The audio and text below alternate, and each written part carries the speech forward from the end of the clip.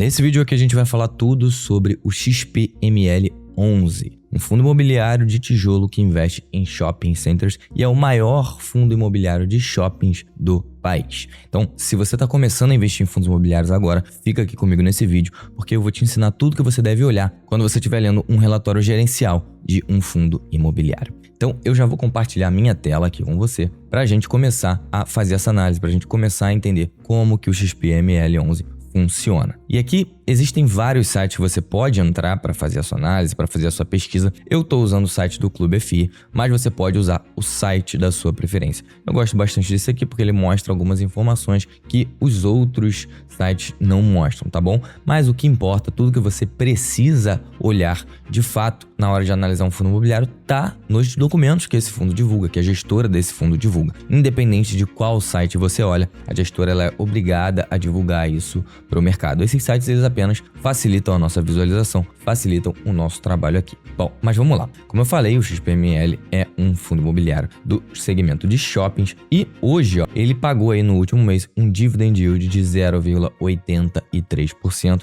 Para você que está começando, dividend yield nada mais é do que o quanto que o fundo está pagando de dividendos com relação ao preço que ele está sendo negociado. Então, 0,83 foi quanto ele pagou no último mês e 9,97% foi quanto ele pagou aí, então, nos últimos 12 meses. Ele também está sendo negociado a um P/VP de 1, ou seja, o preço que ele está sendo negociado é exatamente igual ao valor patrimonial dos imóveis que esse fundo tem, né? Na verdade, do valor patrimonial do fundo como um todo. E aqui em fundos de tijolo, o valor patrimonial é basicamente medido aí por quanto valem os imóveis deles, ou seja, quanto valem os shoppings que eles têm participação. Então, quando a gente olha esse PVP aqui de 1, a gente pode considerar aí numa análise super rasa que o fundo ele está sendo negociado entre aspas pelo seu valor justo. Não é exatamente isso, depois eu posso entrar em mais detalhes, mas esse número aqui, o P/VP, junto com o dividend yield, já dão uma noção para a gente se esse fundo ele tem algum problema ou não. E aqui a primeira coisa que você precisa tirar desse vídeo, você precisa aprender com esse vídeo. Se eu tô vendo um dividend yield muito alto, na casa dos 15, 20% para um fundo de tijolo, importantíssimo a gente fazer essa distinção. Os fundos de papel, eles têm um dividend yield mais alto e os fundos de tijolo, eles têm um dividend yield mais baixo mesmo, tá?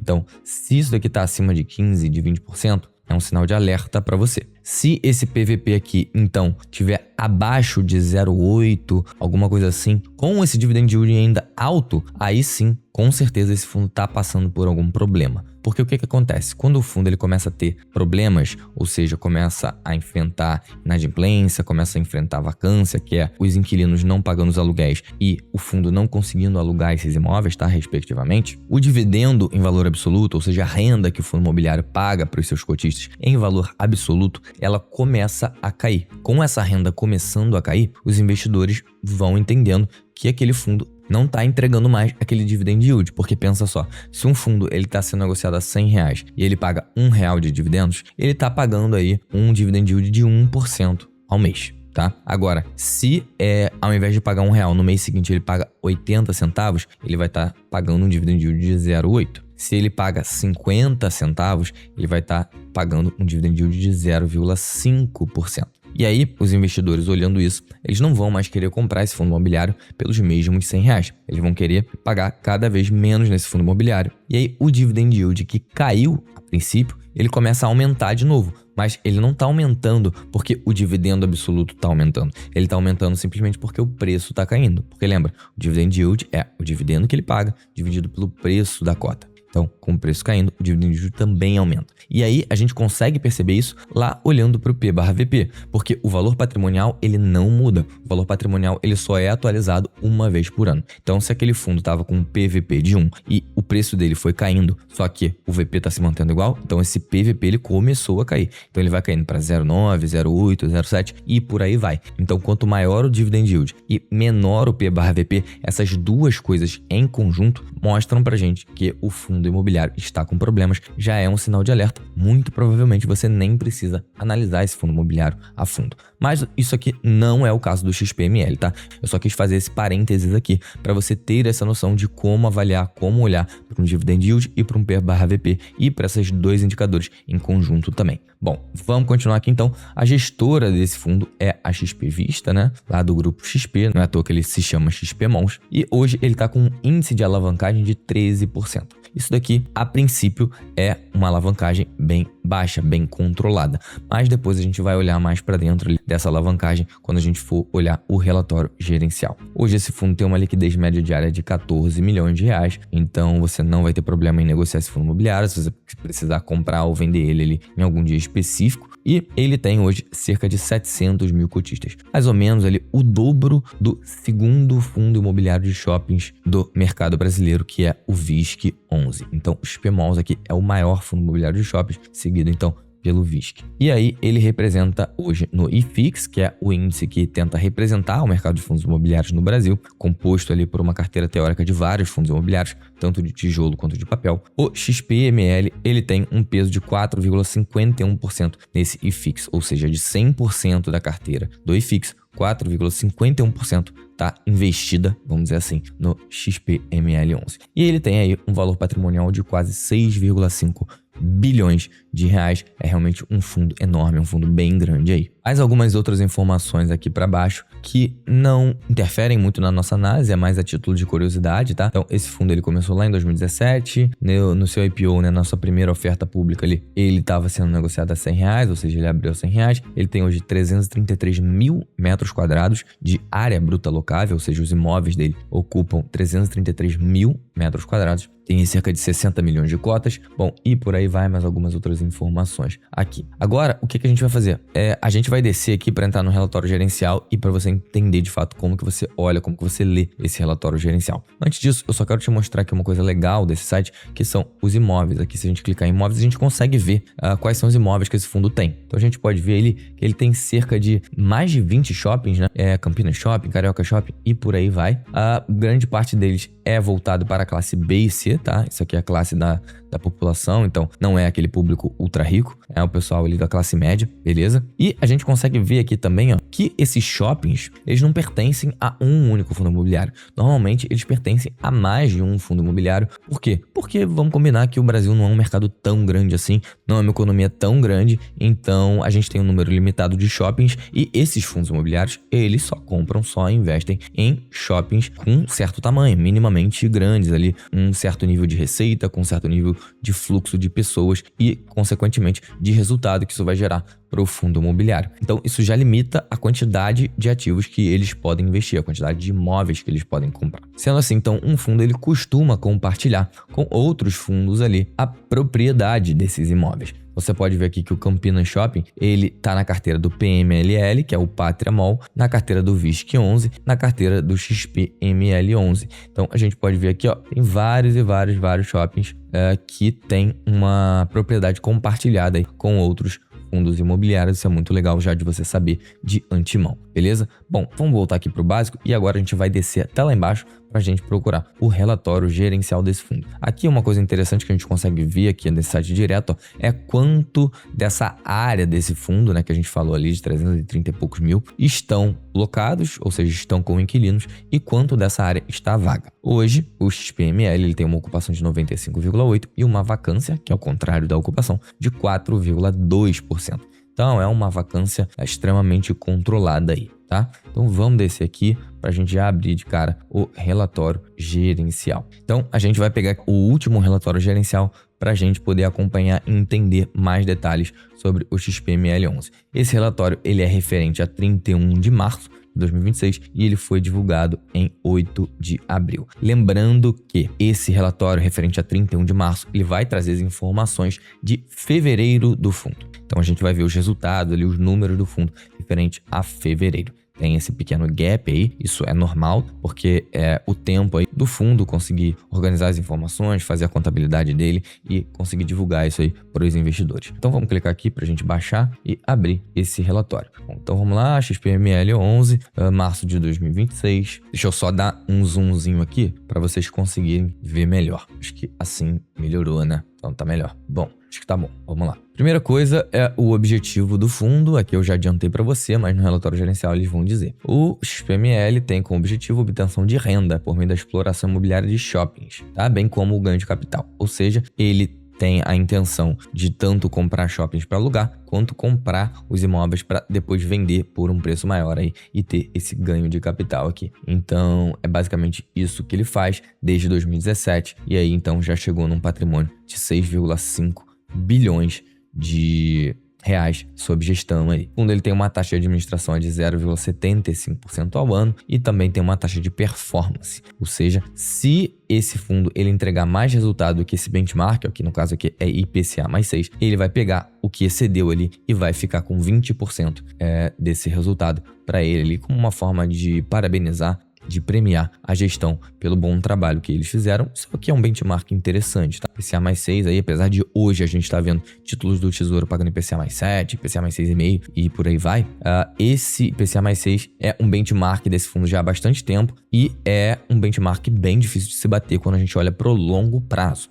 O que a gente está vivendo hoje no Tesouro Direto é uma situação atípica, um momento que vai passar, tá? Então, você conseguir manter esse benchmark aqui, bater esse benchmark de forma recorrente é bem difícil, sim. É um bom benchmark para você ter, beleza? Então, primeiro de tudo aqui no relatório, ele vai fazer um comentário, todos os fundos imobiliários fazem isso. Se você já viu meu vídeo sobre o VISC11, você também viu isso aqui. A gente não vai ler isso daqui, tá? Normalmente ele traz um cenário macroeconômico do que está acontecendo com a economia, do que está acontecendo com o mercado de fundos imobiliários, do que está acontecendo com o mercado de shoppings e por aí vai. Ele também vai trazer uns aspectos, uns highlights, vamos dizer assim, né? Uns destaques mais gerenciais sobre o fundo, que a gente vai conseguir ver ali posteriormente no relatório quando a gente for lendo, tá vendo? Ele até apresenta aqui, ó, o que ele tá falando, ó, página 4, página 5, 7, 8, e por aí vai, tá? Então a gente pode pular essa parte aqui. Essa parte aqui já é interessante da gente ler, ó. No dia 18/3, o fundo divulgou a distribuição de 92 centavos por cota. Então esse foi o último dividendo aí que o fundo pagou lá no dia 25 de março para quem tinha cotas até 18/3. E, inclusive, esses fundos eles divulgam um documento que é basicamente só para dizer quanto que eles vão pagar de dividendos, tá? É uma coisa que você pode acompanhar até de forma antecipada com relação ao relatório gerencial, porque é um documento muito mais simples de divulgar, então eles acabam divulgando isso antes do relatório gerencial,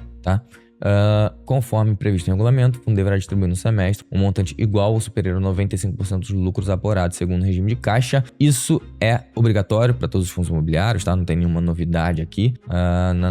Lei 8.668/93 é a lei dos fundos imobiliários. Então você não precisa achar que isso daqui é uma coisa diferente do que já existe. Vamos ver como foi o resultado desse fundo no mês de fevereiro, então, né? Ele teve 42 milhões de receita, tá? Desses 42 milhões, 40 veio de receita imobiliária, ou seja, veio de aluguel dos imóveis. Eles tiveram 0 de lucro imobiliário aqui em fevereiro, ou seja, não venderam nenhum ativo.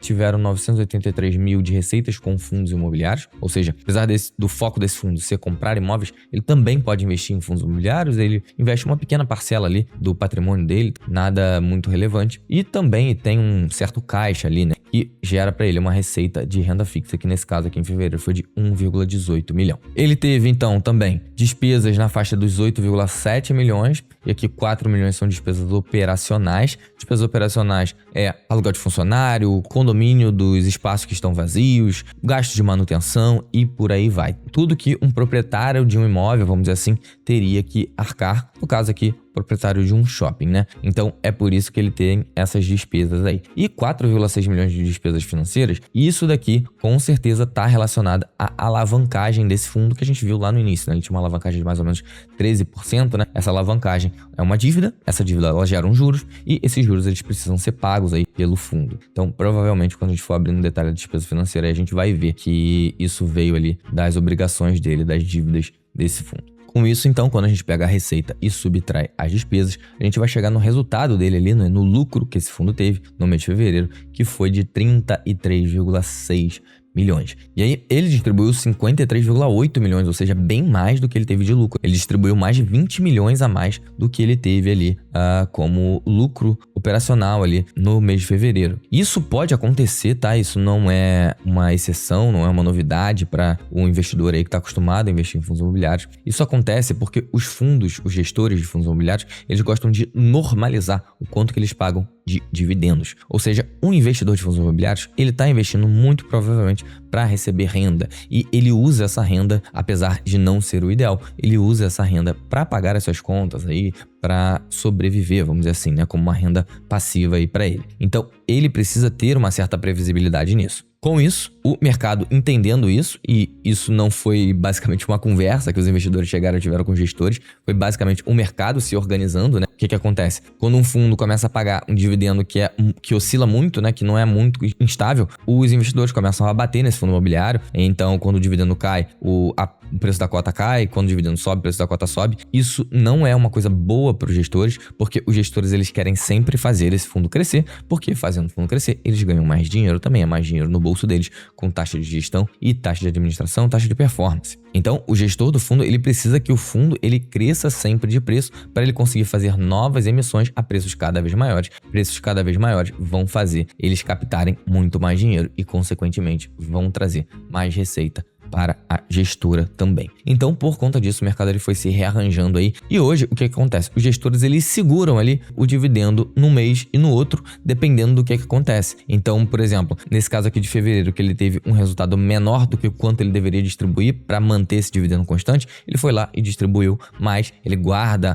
uma certa reserva de caixa ali para conseguir fazer isso. Do mesmo modo, se o fundo ele tem um resultado muito maior, como ele teve em janeiro, por exemplo, ele vai fazer o quê? Ele vai dar uma segurada ali naqueles dividendos, ele não vai distribuir tudo para justamente compensar os meses em que ele vai ter um resultado menor. Então eles já fazem essa projeção, já fazem essa conta para conseguir distribuir os dividendos ali todos constantes, tá? De forma consistente. Beleza? Bom, vamos continuar aqui então, descendo.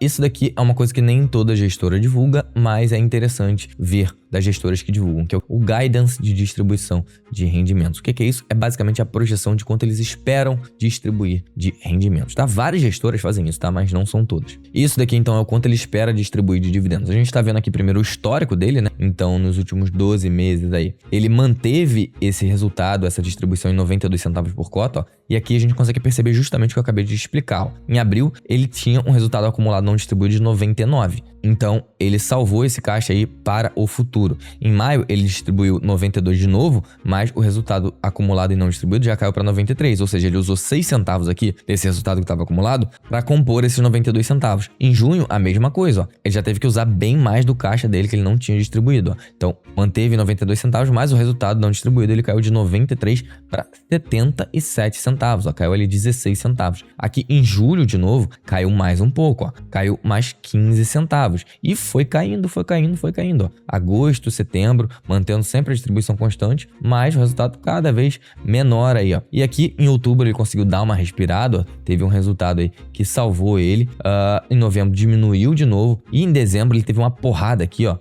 Conseguiu acumular bastante resultado. Isso daqui eu tô analisando como se eu não soubesse nada, tá? Como se eu tivesse acabado de abrir esse relatório aqui e tô descobrindo as informações junto com você. Então, isso aqui provavelmente foi alguma venda de um imóvel que ele fez para esse resultado ele ter dado esse salto todo aqui, beleza? Então, em dezembro, ele teve esse resultado no acumulado de 3,12. Em janeiro, cresceu mais ainda. Esse R$1 que cresceu aqui, provavelmente é por conta do aluguel dobrado que os inquilinos de shoppings, das lojas, eles pagam em dezembro, tá? E aí, em dezembro, eles pagam em janeiro esse valor. E aí, em fevereiro, esse resultado ele já começou a cair mais uma vez, ó. Então, esse é o histórico. E agora a gente vai ver a projeção de futuro, ó. O gráfico apresenta o guidance até o encerramento do próximo semestre. Então, ele está enviando aqui um sinal de quanto que ele deve pagar de dividendos até junho, beleza? Então, ele vai manter essa distribuição aqui entre 86 e 92 centavos. Dado que a gente já viu aqui desse resultado acumulado não distribuído, muito provavelmente vai ficar no 92, né? Mas eles acabam botando aqui um range, né? Um intervalo de valores e diminuindo um pouco aqui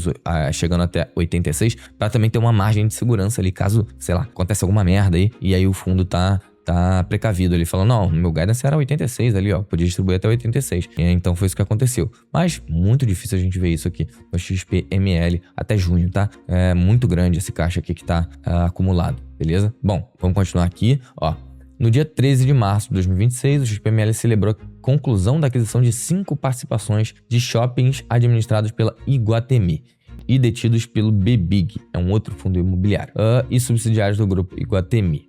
Diante da superação das condições precedentes usuais, PMOLs adquiriu dos vendedores participações descritas abaixo. Então, comprou 9% do Pátio Higienópolis, comprou 9% do Iguatemi Alphaville, 24% do Iguatemi Ribeirão Preto, 18% do Iguatemi São José do Rio Preto, 7% do Shopping Praia de Belas. Isso daqui já é um fato relevante que quando acontece, isso não é sempre que acontece, mas quando acontece, o pessoal costuma botar no relatório gerencial, porque o relatório gerencial é o que o investidor de fundo imobiliário se acostumou a olhar, né? Mas existe também um outro documento chamado de fato relevante que o fundo imobiliário, a gestora, ela divulga ao mercado para explicar o que aconteceu aí, para mostrar aí atualizações sobre o que está acontecendo com o fundo. E isso precisa ser divulgado, tá? É obrigatório eles divulgarem e eles precisam fazer isso o quanto antes. Então eles divulgam isso muitas das vezes assim que acontece, tá? E aí é no intervalo entre um relatório gerencial e o outro, né? E aí no próximo relatório gerencial eles vêm e colocam essas informações aqui. Mas isso daqui é uma coisa que a gente precisa analisar entrando lá no fato relevante e não aqui no relatório gerencial, tá? Aqui no relatório gerencial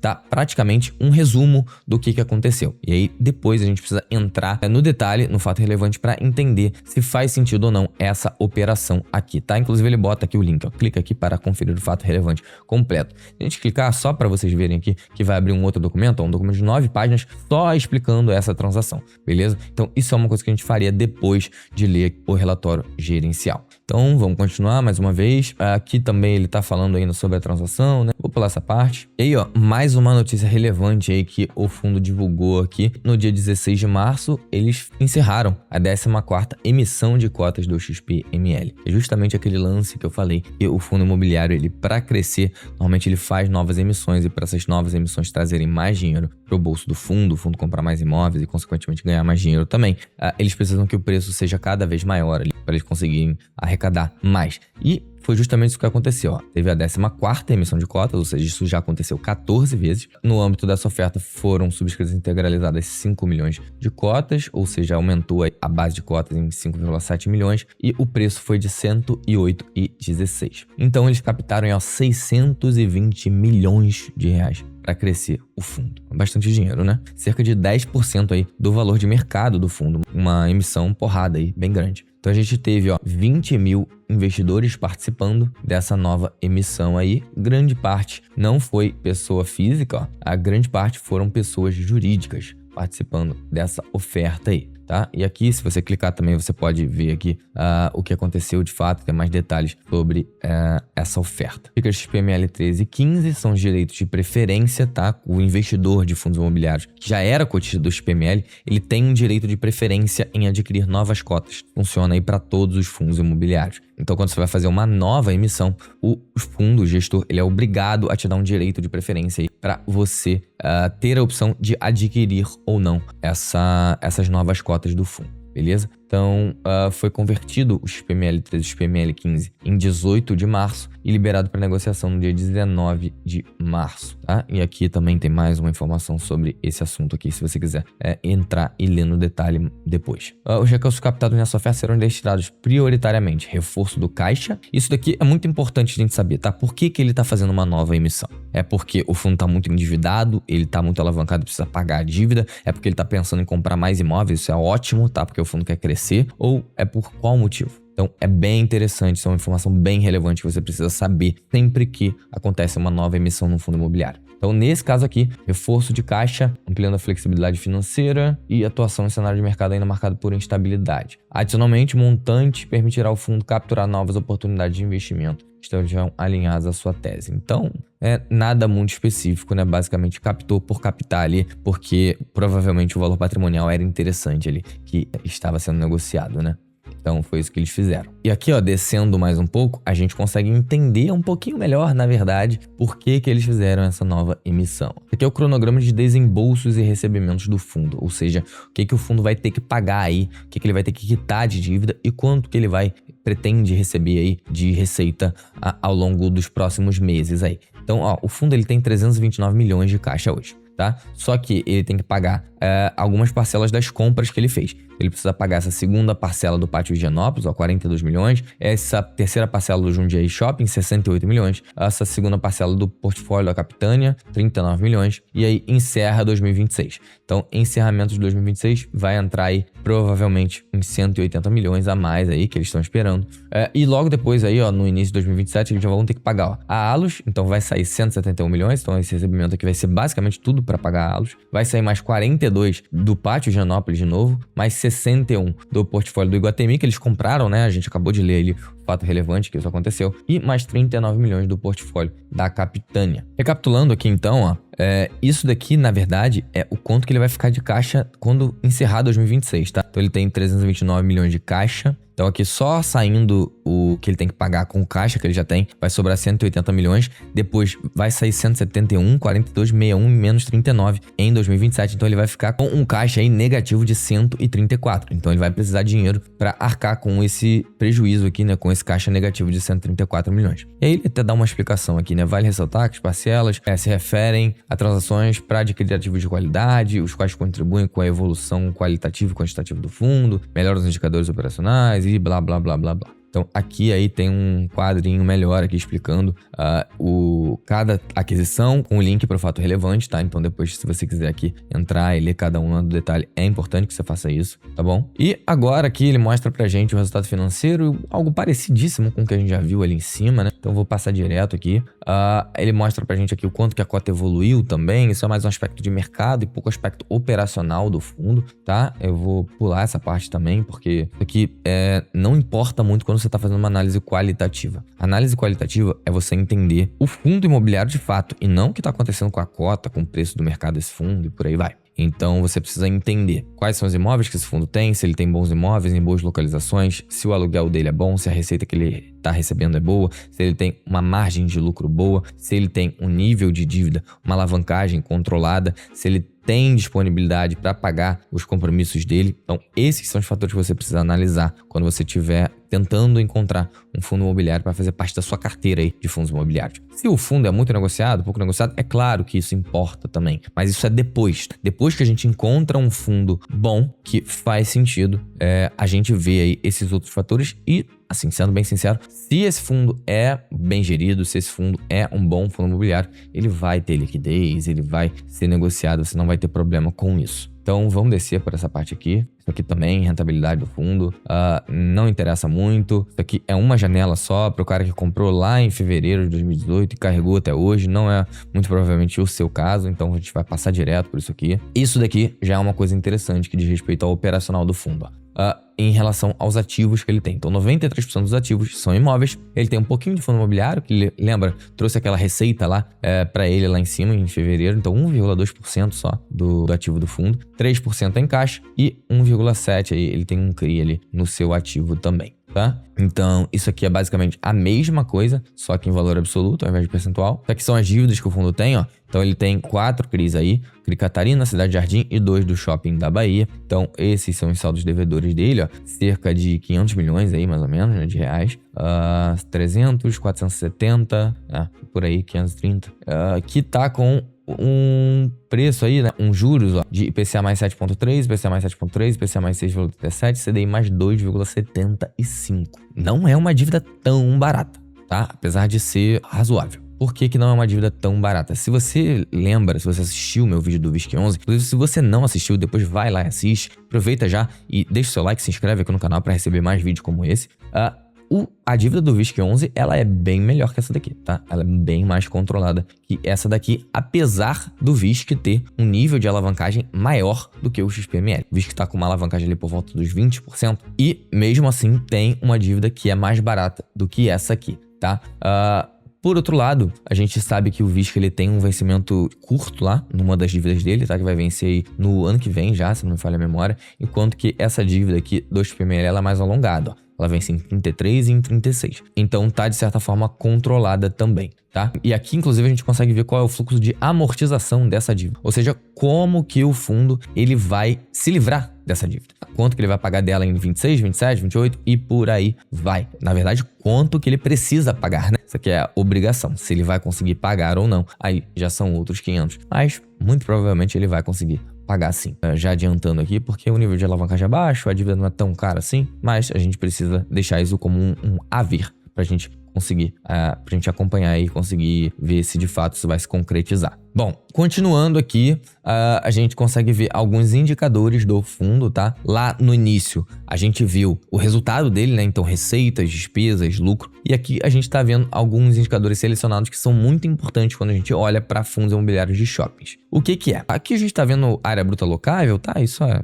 importante, mas nem tanto. E aí, uma coisa interessante para você saber essa diferença. O ABL total é quanto que os shoppings deles ocupam de espaço no geral, sem considerar só a participação que eles têm. Lembra? Eu mostrei lá no início que o XPML, ele tinha vários imóveis em conjunto com outros fundos imobiliários. Ou seja, ele tem, por exemplo, 30% do shopping A, enquanto o VISC tem 20% do shopping A também. Então, esse 1 milhão aqui é quanto que o shopping A, mais o shopping B, mais o shopping C, mais o shopping D, ou seja, todos os shoppings, eles têm de área. E no ABL próprio, já é essa área total ponderada pela participação que o XPML tem aí nesses shoppings, beleza? Então, é por isso que tem essa diferença aqui, que é bem grande até. Então, a gente consegue ver aqui também vendas totais, ou seja, o quanto que as lojas venderam, né? Qual foi a receita ali das lojas. A gente consegue ver as vendas por metro quadrado também, então R$ 1.428 por metro quadrado. E a gente consegue ver o NOI caixa. Isso daqui é a receita operacional do fundo de fato, quanto que o fundo teve de receita. Em fevereiro foi 34,6 milhões. Se a gente dividir isso aqui, ó, por metro quadrado, a gente vai ver aí um aluguel, entre aspas, né? Porque tem outras receitas aí, tem estacionamento, tem receita com publicidade, né? Que as empresas compram lá para divulgar as suas marcas dentro do shopping e por aí vai. Tem N outras receitas aqui, tá? Mas considerando aí, né? Fazendo uma aproximação aqui, dá pra gente considerar aí um aluguel, entre muitas aspas, de R$140 por metro quadrado, beleza? E aí a gente consegue ver também fluxo de veículos, 698 mil, tá? No mês de fevereiro. Custo de ocupação médio, descontos por faturamento, isso aqui é quanto que o fundo deu de desconto no aluguel para os seus lojistas, para os seus inquilinos, quanto que ele teve de vacância e quanto que ele teve de inadimplência, ou seja, o pessoal que tinha que pagar o aluguel e não pagou, tá? Em relação ao total da receita dele, beleza? Então 2,9% de inadimplência, é uma inadimplência bem tranquilinha ali, bem com medida. Bom, aqui a gente consegue ver esses números mais no detalhe, aqui um histórico deles, né? Dos últimos 12 meses, então custo de ocupação e descontos. A gente consegue ver aqui, isso é bem interessante, a gente vê como que tá o histórico de vacância, o histórico de inadimplência, tá? Pra gente ver que o fundo, ele tá se mantendo constante, o fundo, ele é um fundo bem administrado, que não tem tantos problemas, tá? Então a vacância dele tá na faixa ali dos 4%, tá? Uma vacância totalmente controlada. A inadimplência também totalmente controlada ali, ó, na faixa dos 2, 3%, se a gente tirar a média. Então, nada que se preocupar com relação a isso. Aqui é uma coisa bem legal desse relatório gerencial do XPML, que a gente consegue comparar, tá? Os meses de ano contra ano desse fundo aqui, como que ele foi evoluindo ao longo dos anos. Então, ó, janeiro, fevereiro, março, aqui não vai ter 2026 porque a gente não chegou ainda nessas datas, né? Mas, por exemplo, ó, janeiro, em 2024, ele teve uma receita operacional de 185 por metro quadrado, em 25, 187 e em 26, 220. Já aumentou pra caramba a receita dele. Em fevereiro, 2024, 119, 25, 126, 26, 141. Também uma crescente aí bem interessante. E aí a gente vai acompanhar isso aqui ao longo dos meses para entender se o fundo ele tá evoluindo bem ou não, tá? Consegue ver ainda aqui, comparar 24 e 25, né, se a gente quiser. Então, você vê que o fundo, ele tem crescido aí cerca de 10%, né, mais ou menos, ali, no ano contra ano, né? Se a gente pegar aí e dividir esses valores, né, 130% 21 daria um pouco menos de 10%, mas aqui em dezembro já daria um pouco mais, né, 139 para 167. Se fosse 10%, ele iria para 154, né? Acabou crescendo quase 20% ali em dezembro, na verdade, tá? Um crescimento bem interessante. E depois a gente vai entrando no detalhe para entender por que esse crescimento aqui foi alto, por que esse daqui, por exemplo, foi baixo em abril, ó, quase não mudou. Em agosto ele cresceu um pouquinho também. Então, isso são coisas que a gente vai pegando com o tempo ao acompanhar esse fundo imobiliário. E aqui, dois outros indicadores bem interessantes da gente ver. Same Store Sales e Same Store Rent. O que é isso? É o quanto que as mesmas lojas elas evoluíram nas vendas. Porque pensa comigo, se você tem 10 lojas em 2025 e você tem 100 lojas em 2026, é óbvio que a sua receita de 2026 ela vai ser muito maior que a de 2025. Então, isso aqui é um indicador que serve justamente para comparar a eficiência operacional das lojas e não simplesmente que você está crescendo porque você está comprando novas lojas. Ou seja, as mesmas lojas, o quanto que elas estão crescendo, quanto que elas estão vendendo a mais. Esse é um indicador importantíssimo de varejo, um dos indicadores mais importantes, aí eu diria, de forma operacional, tá? Para você acompanhar e ver se a empresa está evoluindo ou não, no caso aqui o fundo imobiliário. E aqui a gente consegue ver, ó, que o Same Store Sales, ele vem crescendo. Em janeiro, vem crescendo em fevereiro, em março, lá em 2025 ele caiu,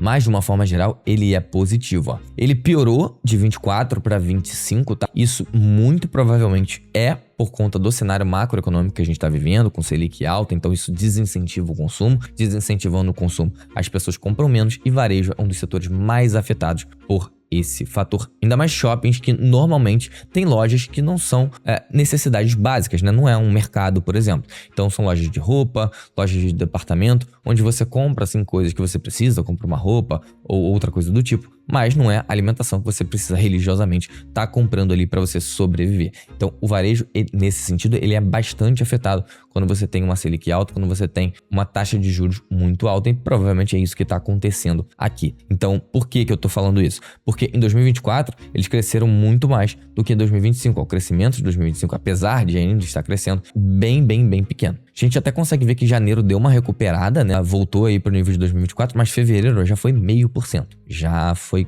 quase negativo. Isso é uma coisa que a gente precisa ficar bem de olho para entender o cenário macro, entender o que vai acontecer, o que pode acontecer no futuro com a receita desse fundo imobiliário. E o Same Store Rent é uma lógica parecida com o SSS, só que fala do aluguel. Então, quanto aquele aluguel ele cresceu de um ano para outro ali nas mesmas lojas, tá? E aí isso aqui já é uma visão muito mais do shopping em si, né? Da gestora do shopping. Isso daqui já é uma visão muito mais do lojista, do inquilino daquela loja do shopping. Bom, continuando aqui, a gente consegue ver todos os shoppings que estão na carteira do fundo e quanto cada um deles pesa ali para a receita do fundo. Então a gente consegue ver que o Catarina Fashion Outlet é o que pesa mais e depois a gente vai tendo aí uns shoppings com participações menores. Tá? Outra coisa muito interessante de você olhar aqui para o XPML e também em qualquer fundo imobiliário de shoppings é a diversificação regional. E aqui eu sempre falo, quando a gente está falando de shopping centers, a gente quer shoppings que estão nas maiores capitais, que estão concentrados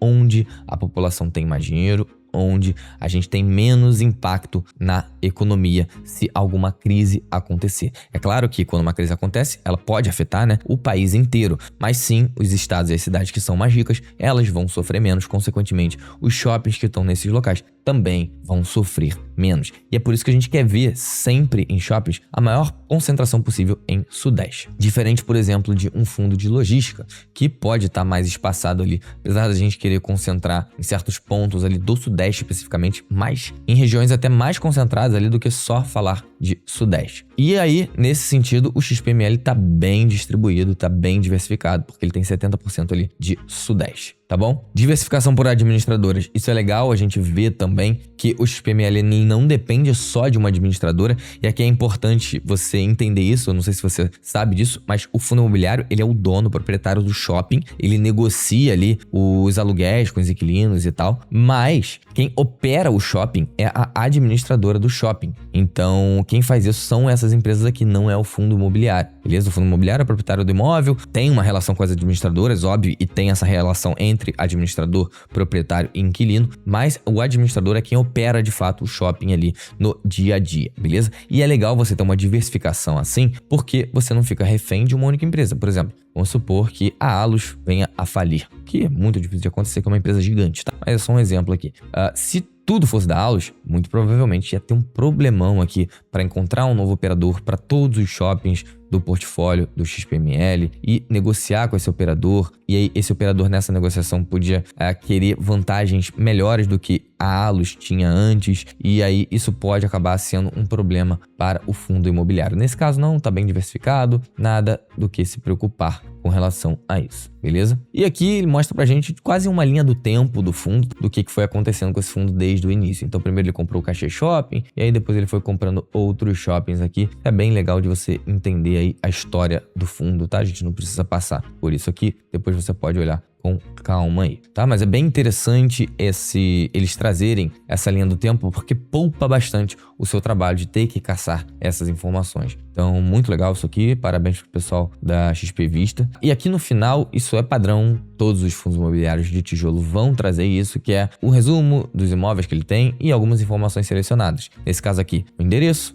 quem é o administrador, qual é o tamanho, quantas lojas tem, qual a participação do fundo nesse empreendimento, quando que ele inaugurou, e aí então a gente consegue ter uma noção aí do portfólio do fundo, tá? Então ele vai passar aqui por todos os shoppings e basicamente esse é o final do relatório. É isso que você precisa entender quando você estiver lendo um relatório gerencial de um fundo imobiliário. E aí depois você pode ir para as outras informações, como eu falei. Você pegar os fatos relevantes, você entender quais foram as aquisições que eles fizeram, e esse relatório já vai te poupar esse trabalho, porque a gente viu ali a linha do tempo com as aquisições. Depois você pode pesquisar lá só pelos fatos relevantes do fundo e encontrar esses dados, tá? Encontrar aquele documento que eu mostrei para você, inclusive aqui, né, de uma aquisição que ele tinha feito. Inclusive eu vou mostrar isso para você agora, para facilitar a sua vida aqui na hora de pesquisar informações sobre o fundo. Então você pode vir aqui no Google, como eu sempre faço, e digitar CNPJ XPML11. Vai aparecer o CNPJ do fundo, você copia.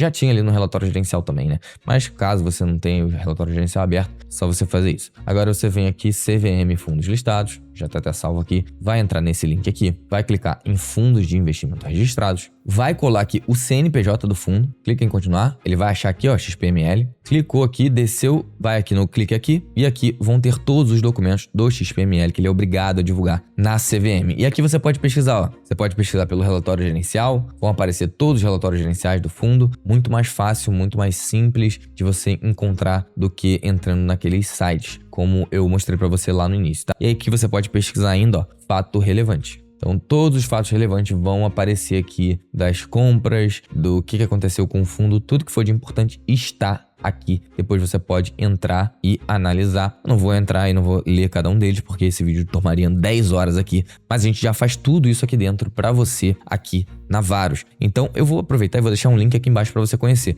tanto as nossas carteiras recomendadas, o Varus Academy, que tem cursos e carteiras para você investir o seu dinheiro, seja você com um foco em valorização do seu patrimônio, ou seja você com um foco mais em receber renda passiva. E vou deixar aqui embaixo também um link para você conhecer a Varus Consultoria. Você pode clicar, agendar uma reunião gratuita com um consultor do meu time aqui, que ele vai te explicar, vai fazer uma análise da sua carteira. Você pode subir lá a sua carteira para ele analisar junto com você e propor melhorias nessa carteira. Mas na Varus Consultoria a gente faz tudo por você. A gente literalmente investe por você. E também cuida de todos os aspectos da sua vida financeira. Ou seja, se você precisa fazer um planejamento para sua aposentadoria, se você precisa de sucessão patrimonial para os seus filhos, está pensando aí em deixar uma herança, deixar um legado para as próximas gerações, se você está pensando em viajar e precisa de ajuda com câmbio, se você precisa de ajuda para comprar o imóvel, se você precisa de ajuda com cartão de crédito, se você precisa de ajuda com milhas de cartão de crédito, então tudo isso a gente faz aqui dentro da Varus Consultoria. A gente quer literalmente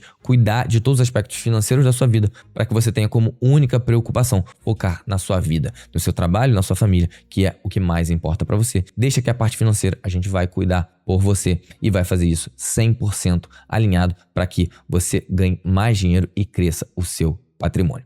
Eu espero que você tenha gostado desse vídeo aqui e eu te vejo no próximo vídeo.